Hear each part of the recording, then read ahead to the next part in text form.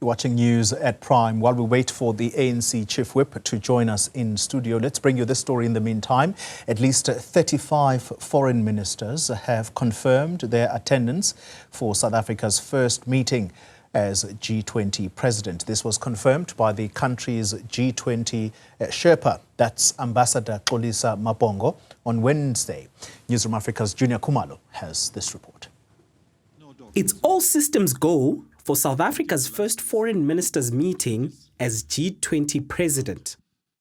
In total, the country expects over 30 foreign ministers to attend the two-day engagement that gets underway at the Newzroom Expo Center on Thursday. Firstly, let me indicate that South Africa, in addition to the G20 members, we have invited about 9 other countries that we call guest countries. So in total, in Johannesburg this week, we will have about 35 foreign ministers and deputy ministers attending the G20. So we are very pleased with this attendance. It shows enthusiasm for the priorities that South Africa has presented for 2025. South Africa's optimism comes despite America's Secretary of State, Marco Rubio, snubbing the engagement. Rubio claimed South Africa was taking an anti-America stance and pulled out from participating. Despite this, Mabhongo believes there is still time to mend the fractured relations. Let me hasten to say that the U.S. will be represented. They will be represented by their embassy in Pretoria. That is the communication officially that has been shared with us. And I must also add that the United States has also appointed a Sherpa for the G20 for 2025. And as you know, the U.S. is also part of a troika with South Africa, Brazil. This means that in 2026, it will be the turn of the United States to take over the G20 presidency.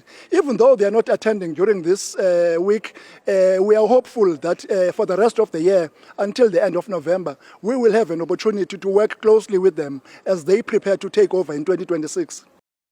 Over the next 2 days, attendees are expected to discuss South Africa's proposed priority areas.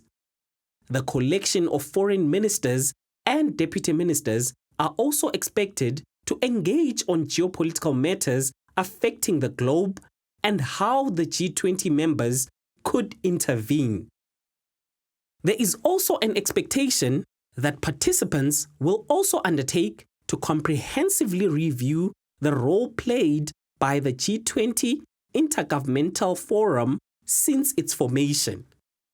A review of the G20 at 20, that is to see what has the G20 achieved during the past 20 years. So this is part of the work that will be done during our presidency. Secondly, when we talk about debt and some of the challenges that are facing developing countries, we cannot shy away from the fact that there is a problem with the cost of capital.